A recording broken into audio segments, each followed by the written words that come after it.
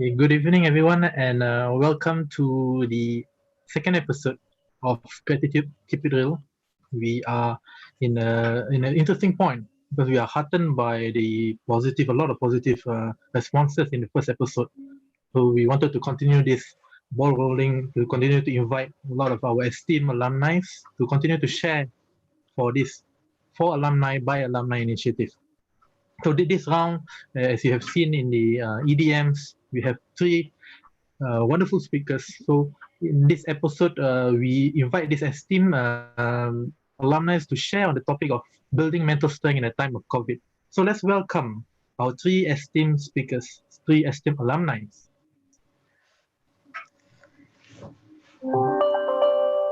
Right, great. So okay, let me just do a short introduction of our three alumni. First, we have Abigail. She was the president of Pharmaceutical IG and is currently a pharmacy technician with KKH, Children's Emergency Pharmacy, and is the staff in charge of the continuing education program for other pharmacy technicians. Amazing. Then we have also Dr. Kenneth Gwee, who, upon graduation from RP, entered the NUS Yong Lulin School of Medicine after graduating from RP. So he was also featured a few times. One of it was in Straits Times together with Noor for the article titled "Polytechnic Duo in Line to Become Doctors," and he have he is now a doctor. So congratulations. He is working now, dabbling within Ng Teng Fong Hospital and recently in Kotek Port Hospital. And, last but of course not least, we have Nirmal, who upon graduation joined the Raffles Medical Group as a pharmacy technician. And building upon this idea of continuous learning, she enrolled in a part-time specialized diploma in clinical diagnostic and infectious disease. With that, she's currently working in the National Healthcare Group clinics supporting pharmacy operations. So this is our three speakers, and they will be sharing with you, I think, a lot of insights, and hopefully we can all benefit from this sharing. So for those who are following us on YouTube, you may actually ask questions live, and towards the end of the session, about 30 minutes or so, we will address those questions. So do feel free to fill in any Q&As if you have. Okay, let's start with a bit of opening questions. So each of you, maybe we can start with Abigail. So okay, like you have been in the industry for a while. So what are the opportunities there are in the industry? At the moment, for pharmacy technicians, we are moving towards career expansions. So it's quite exciting right now because there's really a lot to learn in terms of automation. So several hospitals have actually came out with automation, even my KK hospital including. So automation, we have machines that help us pack the medications. So it helps to reduce certain errors and it helps to increase our efficiency. Okay, that's good. So for Dr. Kenneth, for you have been in a bit of transitions recently. So what is the local medical scene right now, and before currently in COVID? Yeah. I mean, because of COVID right now, we have increased influx of patients in the hospital. Because sometimes we just need to be over careful. We need to rule out the virus. Yeah, so as for now, we are still in the wartime period. So where we are against COVID, right? So every day is N95 for me, full PPE on when I see patients. So definitely it will get a bit of time to get used to, because the PPE and N95 by themselves, they look very benign, but when you wear it for long periods of time, you start to experience fatigue, And as well as patients, sometimes when they're isolated in the COVID suspected ward, the family can't visit them, and this can cause increased stress, So we all have to adapt to the new norm, not just doctors. Yeah. Okay, I think it's we are supporting as much the frontliners as we can. Although you all are facing the front lines much more than a lot of us. So that is great. Okay, now so Nirmal, what is the for you the working qualifications sorry, working conditions and like being in this industry for a bit, like you took this upgrade in studying. Like what do the qualifications do we need? Well, to be a pharmacy technician, I took the diploma route and I became a pharmacy technician. But however, at different companies, they have different requirements. So when I joined National Healthcare Group, I had to do a competency test. And after the competency test was done, I get to be certified as a pharmacy technician as well. Yeah. And definitely I took up the course because I was working with doctors who specialize in infectious disease, and I wanted to understand those patients more and also understand them clinically, and it has definitely widened my knowledge and also widened the job scopes that I could do. So I could work in a lab as well. I know how to run samples. Yeah, those are just small little things that the diploma has helped me with. Okay, that's great. I think building on that, just ask you again, like we are jumping now to the topic of mental strength in this time of COVID. It is a challenging time for a lot of us.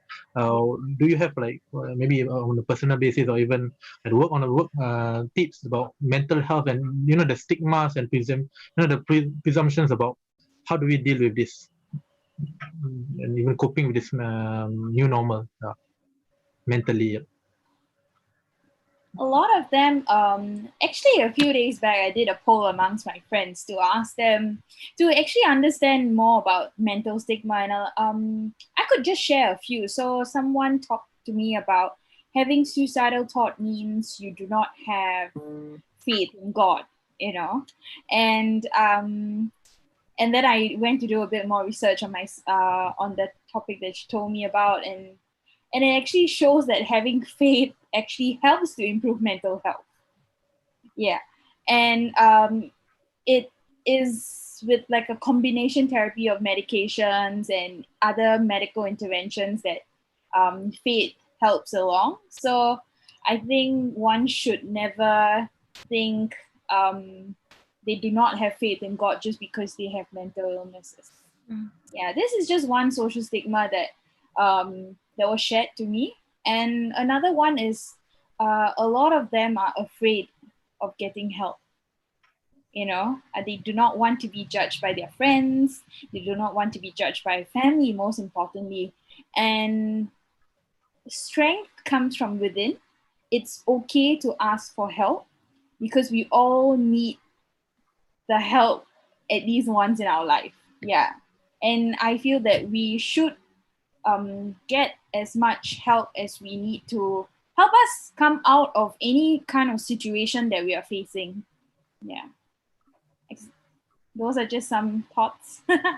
Great. Yeah. Dr. Kenneth, do you have tips on how do we cope with this new normal? So basically, right, recently, I think it's more relevant to Singaporeans because we recently have been looking into, the fatigue levels of our country, in terms of battling COVID. So there's a new term called COVID fatigue. Basically, the new norm is we all have to wear masks, right? We all have to stay 1 meter distancing. We have to limit ourselves at restaurants. So these are some of the new norms. And increasingly, friends, colleagues, we are all getting a bit tired of the extra measures used to control COVID. So that's why there's a new term called COVID fatigue.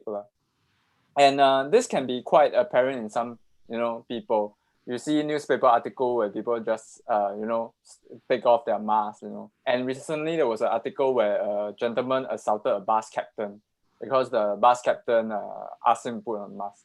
So people are getting tired, So there has to be certain measures that we can do. So some of it includes, talking to your friends, getting a break at home. So at home, we don't advise for people to wear masks. So that's supposed to be like your break time. But when you're outside, you have for public health considerations, we always have to think about other people as well. So that's why we're still enforcing the rule, because technically we haven't won the battle yet. We haven't won the war yet. So yeah, so talking to your friends, taking some time to relax at home is a few of the measures. But I think talking to a professional like psychologist, can also be another viable way out. Yeah, and psychologists, they are not really, very they're not going to judge you, based on what you share with them. They are talking to you in a very professional capacity. So whatever stresses you have, they might suggest some strategy like meditation, which has been proven to reduce stress as well. So definitely, if we can discuss more about it, there are other measures that I can suggest to reduce and how to cope with the new norm. But I guess the key message to this is people need to understand that they're not in this battle alone. We are battling this virus together as one country, and maybe the whole world is together on battling this new virus. Yeah. And do you have like simple tips about like how to check ourselves, our close ones in terms of our state? No, so actually, there are a few simple ways. So we always know ourselves best. So when you are getting tired, on some days you just feel like you don't want to wear the mask, or you just feel like you need some social interaction. Then by all means, if you need a social interaction, like go out with friends, by all means do it. But there's the legal boundary that we need to keep within, like less than 5 per party, So there's a leeway to play with it. And the government has been increasingly getting more lenient with that. So as for recent latest news, they actually allow, like, if I'm not wrong, wedding banquet up to 100 people already. Yeah. So the things are looking up, and we need more time to slowly open up the measures, of course. And other things that I can suggest is that actually, when you have a deviation from your usual lifestyle, like you feel like normally you're a very outgoing person, and suddenly you feel like you just want to stay at home all day, that could be also a sign of, getting stressed out from the pandemic itself. So if you Google online, there's a lot of videos on this saying what are some signs that you can predict and then bring yourself to attention. But I will say that whenever you feel sad or you feel like doing something impulsive, such as hurting yourself, that is a medically no, and you should seek help immediately, in a A&E or towards any nearest doctor nearest to you. Yeah. And I think that's important because the companionship that is before COVID can be an asset. So when we are we are confined, limited because of digital, so it can be really draining, I think, right? Yeah, definitely. Especially like most of our meetings, even talks like this where it should be in person interactive, is now online. And of course there are, it lacks the human touch. And I think innately all of us, desire that human touch. Whether it be it towards our friends, our parents, and getting void of that human touch actually can make us mentally fatigued, I would say. Yeah. Okay, well, thank you. For Abigail, do you have tips on it? How do we cope, and like maybe in your work capacity, these assumptions on mental health and mental illness in general? Okay, so mental health has never been an easy topic for anyone. So I mean, like let's get real lah. It's even not easy for us to talk about it. So first cut, I guess if you have a close friend or family member to talk to, that would be the best. Just to talk to somebody, and nothing is too small or too trivial to talk about. So don't think like, yeah, why do I need to go and burden somebody about something that is so small and so insignificant? It's not, because if it's going to make you feel horrible or upset, it's not insignificant. It's your feelings. Second, if you really don't want to like burden someone, right, you can talk to a psychologist or even a mental health counselor. So they have, I think certain polyclinics even have such services that you can tap on. Yeah, so there's really no shame in all of it. this new norm is horrible. Okay, let's just put it out there. I don't like it. I'm a very outgoing person. I do solo trips and I have to cancel all my plans, and it's really horrible. So I really understand. But I think what helped me, other than talking with my friends, was picking up new hobbies. So you can, now that most people are working from home, studying from home, you inevitably have more time on your hands, kind of. So other than binging on Netflix, you can pick up a new hobby. So I picked up painting and I like it. Nice. Yeah, so I think I have one here. Wow. Yeah, so you can do that. Some of my friends also picked up painting. Some people can pick up other hobbies like keeping a pet, for example. So you have that additional companionship. So I think that's good. Other than that, you can, so things that can make you feel like going back into your old routine, I guess, would be like such Zoom meetings with friends that you haven't seen in a long time, or you're not able to visit them. I suppose that would be the closest thing to going out lah. I think it is. I mean, a lot of the recent festives, and it is the medium now to communicate. Yeah, so slowly I guess we'll get used to all this online stuff, but still, going out with 5 or less friends, just to get the human touch, that feels good also. Yeah, definitely. But moving to that, but now the digital age is here in that sense. We are really tapping on what it could be. How does it impact the medical industry and like the scene now? Is it you have to adapt to it, or? I guess our generation has been quite adaptive to it because we really like it online to begin with. Grab food, Grab transport, Grab everything. Now there's Grab Mart. You can even buy things from 7-Eleven on your phone. I think that's quite amazing. There has been initiatives that have been rolled out on the Health Buddy app and other apps online, where you can request for refills of medication, where you can do teleconsult with doctors. So I think certain specialties, they are being encouraged to do teleconsult with their patients so that they can limit the number of patients that come to the hospital. We also have patients who are requesting for more courier options, meaning we send medications to their house. So that's that. And also, those, like, when you buy Taobao or Shopee or Lazada and you want them to put it in one of those post lockers or something like that. Yeah, so we also have an initiative. It's called the Blue Pot and Pillbox, I think. Under SingPost, where you can put your medications there, but obviously there are certain criteria to fit lah. So not all medications can be posted to the lockers because of temperature, because of storage conditions, and among other things, breakable stuff or things that are too expensive. But there are a lot of initiatives where I think technology has really come a long way to help us in terms of helping patients getting their medications and getting their consults online. Yeah, then great. And for Nirmal, is it the same for your job and the space of work? I agree with Abigail.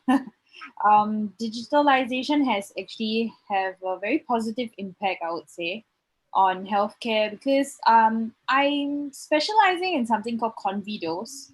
So we actually pack medications for nursing homes in sachets, which means their medications get packed in like morning, afternoon, and night dose, even like crushables and non-crushables.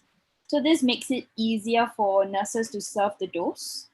And with technology, we are able to ensure the accuracy of the correct medication in the sachet itself. And actually, this service is also open to public. So we recently we had a lot of requests where people want help in terms of packing their medications in sachets, and technology has been a great help because, like Abigail said, we can actually mail it to the person's house. We could put it in those spill lockers that she mentioned. Yeah. So. And that's, I think, the direct impact of digitalization at this point. Yeah. I think overall also I've heard a lot of things about robotic surgeries and all that. And I think that is also a very good impact on healthcare because doctors get to be on a virtual screen and perform surgeries using robots. Yeah, which is interesting because in this COVID time, a lot of doctors, I'm just assuming a lot of doctors can't travel much as well.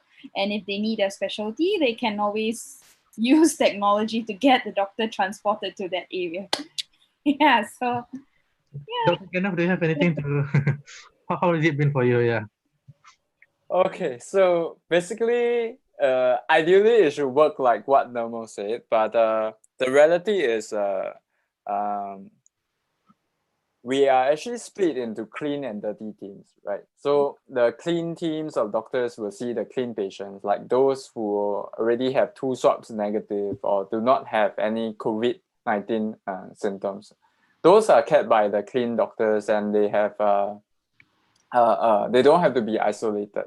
For me, I belong to the dirty team of doctors. So we basically anybody with COVID-19 symptoms or patch on chest X-ray, we keep them in the ward, and then we sort of like monitor their condition and also treat them medically at the same time. So while they're in the ward, what we do is we clear them with 2 sorts of COVID-19. And once they're done, then they will be de-isolated. So that's the reality of it. If a patient, let's say, needs surgery, so far robotic surgery, yes, is in the OT, but it's not that we can do surgery remotely because that is not common in Singapore yet. But we do have robots assisting us in surgery, and that's how far digitalization has allowed us to progress in that sense, because it allows us to have the patients will experience quicker healing times, and there's more precision with robotic instruments. But of course, there are times where the human hands are better at surgery. In terms of medicine, I mean, digitalization has helped us quite a lot in COVID-19 because a lot of patients are isolated and they can't have access to a family. So when you're sick, or your family member is sick and you can't go and see them, like how we used to in the normal times, then the next best thing we have is actually video chat, or Zoom. So that has helped us immensely because the family get worried. Even if doctors, we update them, family just want to see their family members. So it's definitely helping us a lot. And with the current digitalization of everything, including your check-in, check-out, temperature taking, it has made our contact tracing, our records much better. And this is also a key component why Singapore has managed the COVID-19 scene so well, because we are very high-tech people. But at the same time, on the other side, you have to think about the other people who are not used to the technological age, like the elderly. That's why we see increasingly, when COVID first started, a lot of elderly have trouble adapting because all these measures are on our phones, online, and they do not know how to use it, how to access it. That is a problem we have to address also going forward. Yeah. But so far, on our overall efforts as a nation, I would say it has been pretty positive. And so far, as you can tell by the recent numbers, we do have the situation under control, and we'll continue to do well in this aspect and try our best. But of course, if anything, we still need to keep up with the current measures. Yeah. Never let our guard down in that sense. Yeah, because we are just, about to win the battle. We need to, kill it. We are not supposed to give up now. Yeah. And as part of the front line, really the front line fighting the virus, I would say, don't let our efforts go to waste, because we put in a lot of hard work to get us to where we are now, and just a small mistake will just set us back so much. Imagine you have 100 people getting infected tomorrow. Oh, that's disastrous. You will erase us back to day 0 again. Right. Yeah. So yeah. I think I can just answer one question that has came in. Someone asked about staying disciplined, either from working from home home-based learning, or I don't know, for your situations, if you have to go to on the ground more often, like maybe the question about how do you all stay disciplined, while working from which avenue you are at. Yeah. I guess for those who are working from home and you need to get work done, I get it. I remember my school days where I literally need to lock my phone away in the safe and throw the key away. But I guess what I remember doing was setting a goal. So like, okay, I'm going to do this in 45 minutes. Put my phone away. I'm not going to touch my phone. And then after that, I can like watch like a 20-minute video or something, or eat a snack, or just do something that you like for like a while as a break. I think putting that motivation, dangling that carrot in front of you might help. For the rest, how do you all maintain that discipline? I mean, a lot often look at the health sector, and we are a lot of us are amazed at how much you have to maintain in terms of discipline and what I expect. Yeah. I've not worked from home, but at work we do have a certain rules to follow. So it's definitely mask on all the time, temperature taking twice a day without fail. You need to set reminders to make sure that you submit your temperature on time. And actually at work, because I work with a huge group of people, I'm talking about 70 of them, we can't go out for lunch together. So we have designated seats at work for us to have lunch, which is good enough. And that's how we maintain the discipline at work. Yeah, to minimize social gathering as well. And I guess, like Abigail said, for those working at home, if you want to be more disciplined, I would suggest you create a work environment at home. Some place where you would feel really comfortable to be in for the 8 hours that you're working. Yeah, and do take breaks, regular breaks in between. I guess that should help. Kenneth, what do you think? I'm afraid I don't have much to contribute to the discussion because I don't have the chance to work from home, and I don't need to be disciplined because I'm forced to report to work every day.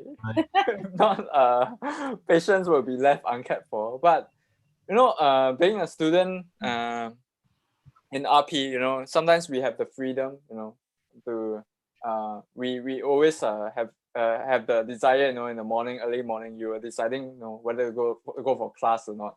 I guess it's the same discipline that will help you through your work from home experience. Yeah. I guess the thing to think about is, how to stagger your time. I think for myself, being a doctor, everybody expects me to be a workaholic, but I tend to schedule, rest times more than the time that I've been working. And people think that actually that is wrong, but actually, if you think about it, it's really boils down to what kind of person you are. I'm motivated to do work if I have at least 15 minutes of rest, right? So by right, go all means within an hour, maybe I work for 45 minutes and then I take a break for 15 minutes. Some people call it slacking, because this guy is only resting for 15 minutes and then working for 45 minutes. But if he gets work done, then why not, Because 15 minutes of rest to me, and after that, I get to do things more efficiently. I can finish work that's supposed to be done in 1 hour, 30 minutes within 45 minutes. Why not? That 15 minutes is worth it, right? Yeah. And being a doctor, getting some rest time is very good because, I'm dealing with a patient's medication. I'm dealing with their condition. One single mistake can lead to so much consequences. And so far, this discipline has kept with me since RP times. So every time I know myself, I need a 15-minute break and then a 45-minute work. That kind of schedule works for me. So I just keep to that. And so far it's worked pretty well. I mean, it brought me to medical school. It brought me to graduate as a doctor. So I think that's the advice I would give to anybody working from home. Yeah. To really know yourself, and then the right diagnostic, and then get the right advice. Yeah, definitely. I mean, there's one question that came in about room fatigue doing work from home. If you all have any experience, or if not, the general idea of fatigue, how do you all deal with it? Yeah, it can be. Yeah.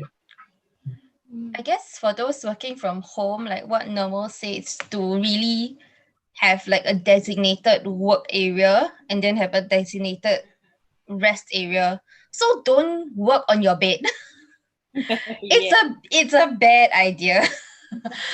So yeah, I suppose segregation works so that your physically it takes your mind away, you know, like your mind look at, for example, if you have like a lounge chair or something and it's a legit like relaxed area, I think it tells your brain that okay, it's time for me to relax, to take a break.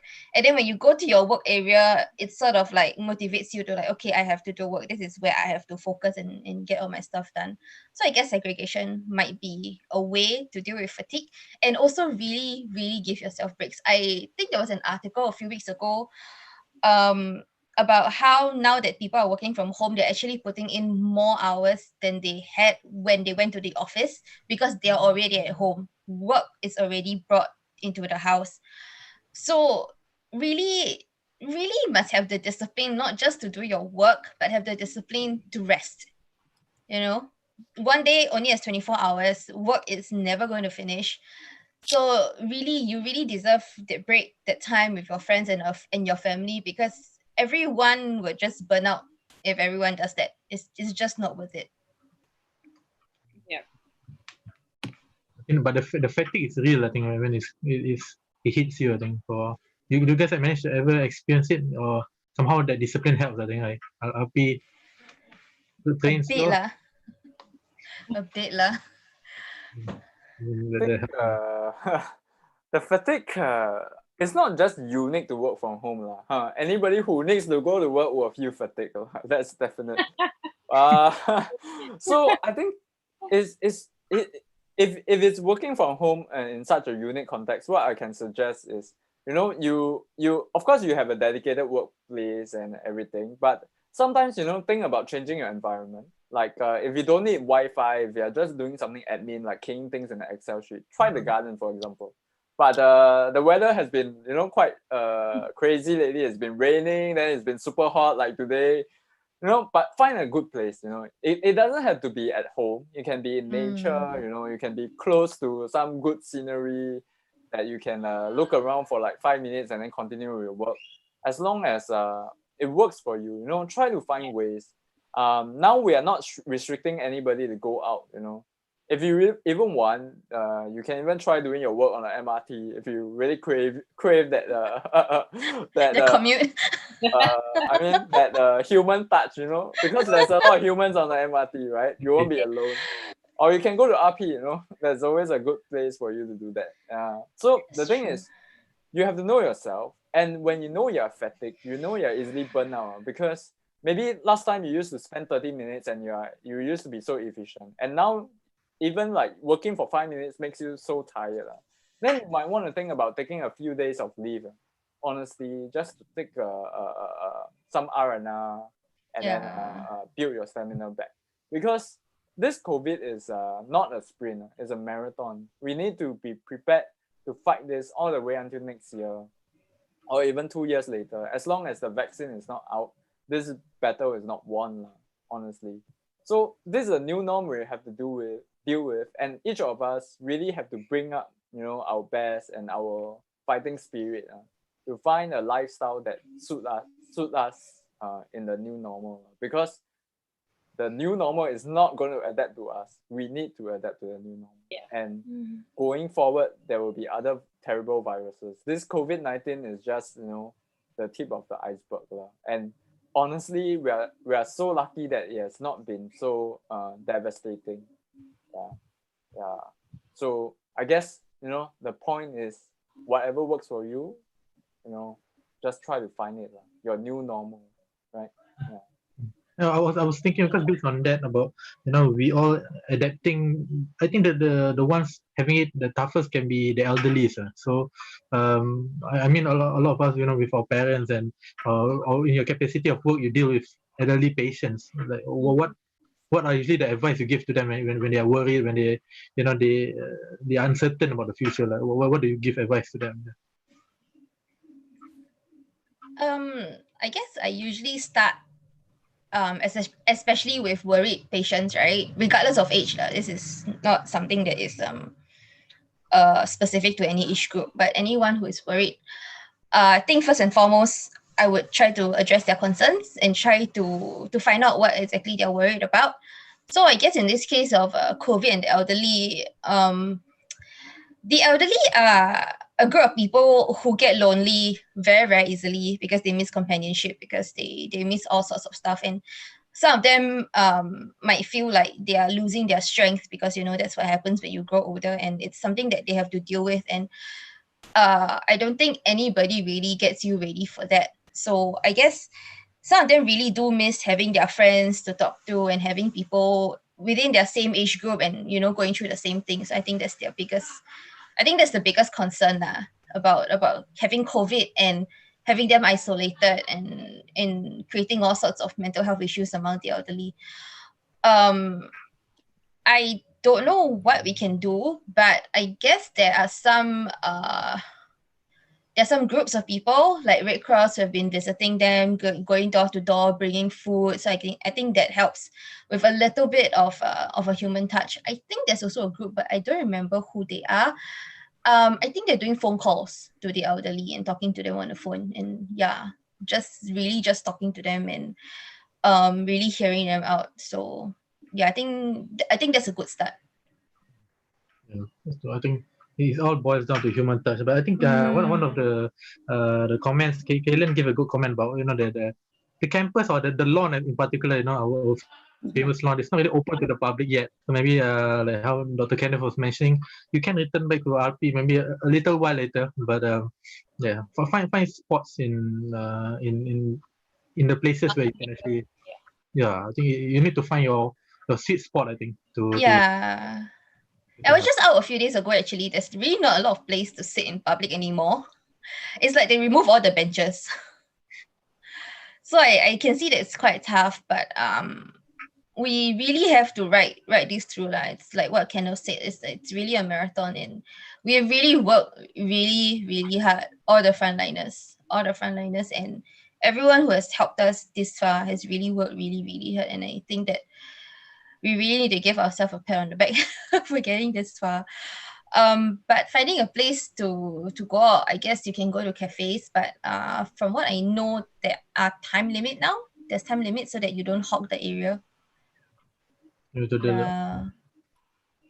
think that's, but I think all boils down to the state that we're in. So I think as a wrap up, if there are any more questions, you can just put it in. But as a wrap up from I think each of you, how do you all maintain that the energy, at least the positive energy, like in your work, in your life, for each day? What are the tips that you can share with us? Maybe Nirmal, yeah. All right, so I started this 2 months ago. So what I do is I share quotes or I share tips with lots of colorful pictures to a group of friends of mine on Instagram, and in the hope that it will make them happy and positive. And true enough, it really makes their day. And actually, I did that for a reason, because I wanted it to become a cycle. So I wanted them to do the same, not for me, but to do it and share this with the rest of their friends and family.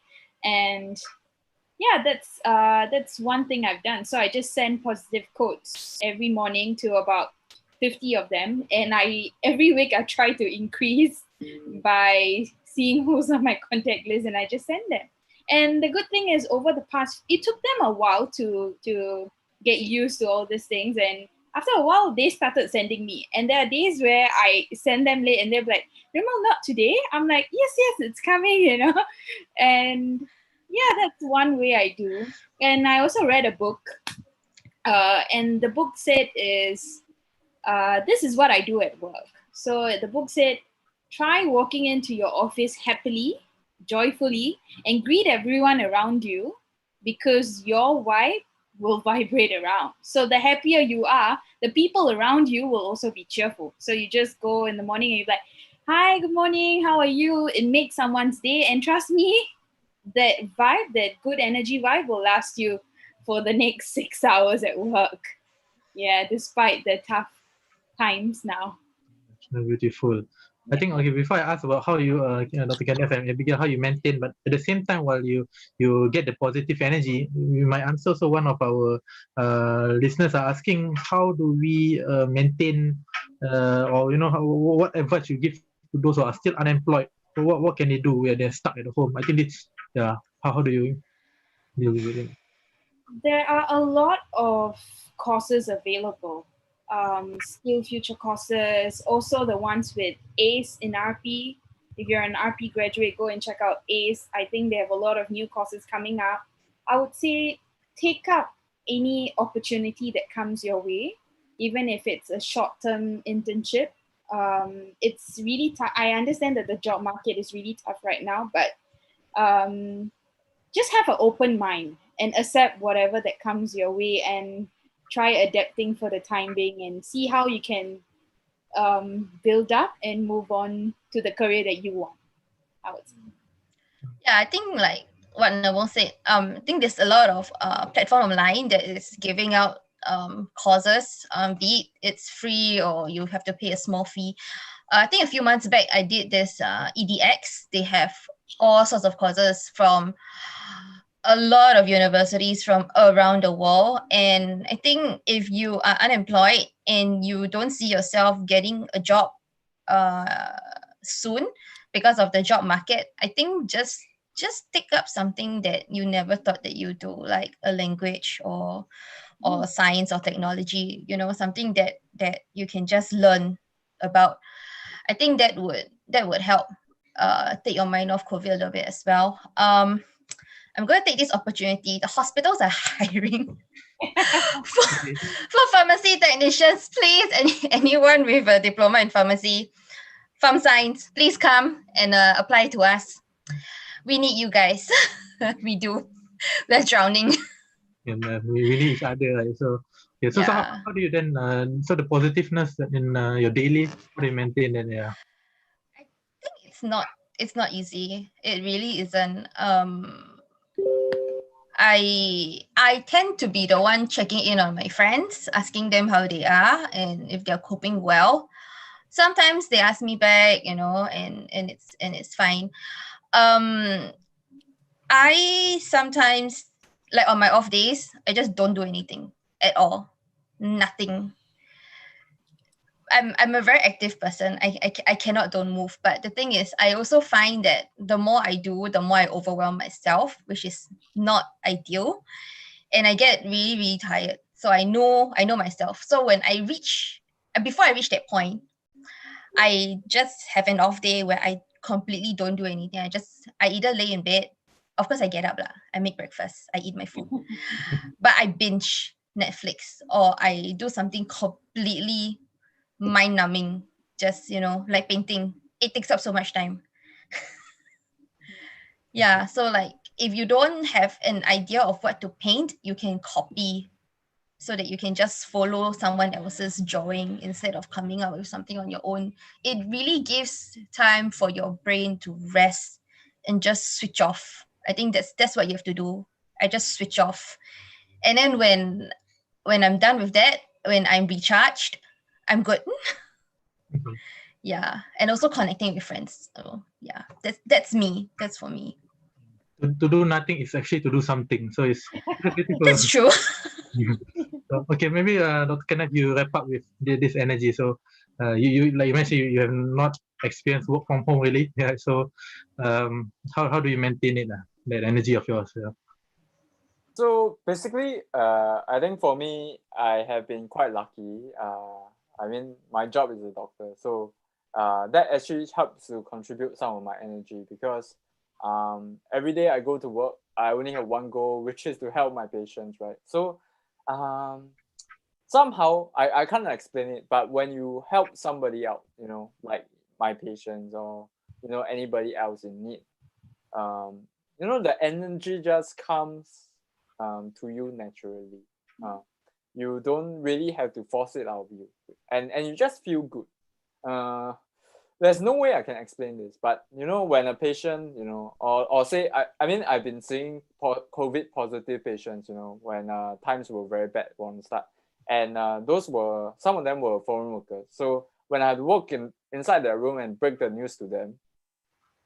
Even the toughest, strongest foreign worker can break down, because they're so scared of the virus. And when you sit down, talk to them. Of course, this is with me with the N95, full PPE on, and you spend some time assuring them that everything will be all right, and you see the smile on their faces. I think that actually brought me through the whole day. And the good thing is also, I think for myself, I think I'm a very funny person. So basically my whole ward, whenever I round my patients, I would probably joke with them, in the morning, something like that. And that will keep things quite lighthearted, And that's what we really need in these tough times, not to be, so there's a lot of, when COVID first broke up, there's a lot of articles, people saying, hey, this guy not wearing mask, this guy not wearing mask. Oh, then, there's a lot of malicious online comments, and all that. I mean, to each his own, but to be honest, yes, they broke the rules, and the authorities should look into it. But at the same time, as a society, what kind of people do we want to be, pinpointing at everybody's mistake? Or do you want to just leave it to the professionals to handle it? Let's say the police. We don't need to, go and be our own vigilante, And I guess, back to the point of helping people, the current job market is not very good right now. And if you're considering, something that you want to fill up your time with, volunteer work can be a wonderful opportunity. It might not contribute to your job resume directly per se, but when employers, like if I'm an employer and I ask my future employee and I ask them what did they do during COVID-19, and if they tell me they did volunteer work, and for whatever reason they can use to justify, maybe they had the time to, or they want to contribute back to society, it brings a good impression. It may not help now securing a job, and it may not help financially, but volunteer work is definitely something that can help. Another advice that I can give is, take this time, to go back to school. It doesn't have to be an online course. You can enroll in another diploma, maybe something that you really wanted to do from the start. Let's say I enrolled in biomedical science, but my true passion is, say, pharmaceutical science, for example. Yeah. Then I might explore that, or I might get a degree.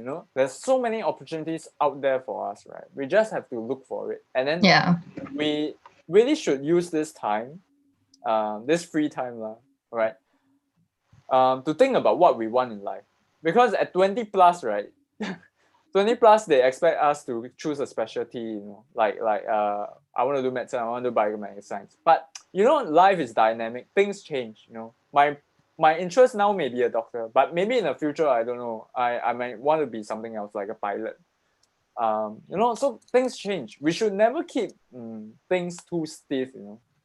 So even if you have a diploma in biomedical science, pharmaceutical science, this is an excellent time for you to upskill your skills, upskill your range of knowledge, so that in future, once this passes, you can actually be more employable and you can command a higher salary. That's what a lot of successful people do. They usually never give up. They keep on climbing and climbing, and that is the grit that all of us need to have, and that's the grit that Singaporeans should have, because from our independence days, we have come through very tough days. So that's what I feel about the current situation.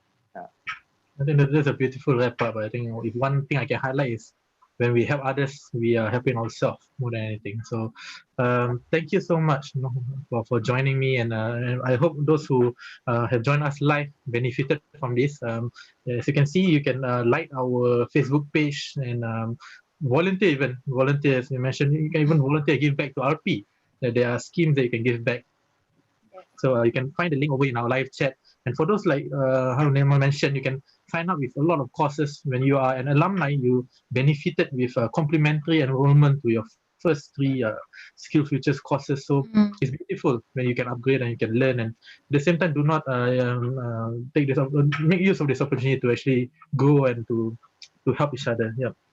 So with that, I think we have come to the end of this episode. thank you so much, everyone, for being a part of contributing, and for giving your heart and time to share with us. Thank you so much. And for those who are here with us, I hope you continue to support us, and hopefully the episodes that are in store for us in the future. So with that, thank you and have a good evening, everyone. Bye. Thank you, Fauzi. Thank you. Thank you. Bye. Bye-bye.